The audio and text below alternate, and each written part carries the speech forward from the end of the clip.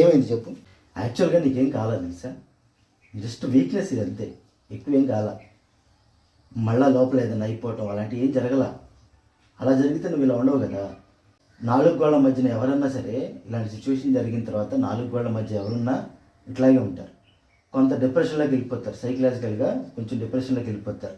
ఆలోచన ఎక్కువగా ఉంటుంది. ఆలోచనే ఇప్పుడు నువ్వు ఆలోచించినంత మాత్రాన జరిగే పనులు జరగకుండా ఉండవుగా, అన్నీ జరుగుతూనే ఉంటాయి.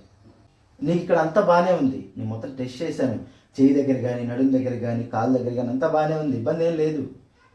అసలు నాలుగు గోళ్ల మధ్యన ఉండటమే కరెక్ట్ కాదు, కానీ తప్పట్లేదు కదా. మనం ఏదైనా ప్రాబ్లం వచ్చినప్పుడు నాలుగు గోళ్ల మధ్యన అలాగే కొన్ని రోజుల పాటు, లేకపోతే కొన్ని వారాల పాటు, నెలల పాటు, సంవత్సరాల పాటు అలాగే ఉంటాము. సైకలాజికల్గా డిప్రెస్ అయిపోతాం. అసలు ముందు తెచ్చుకోమా.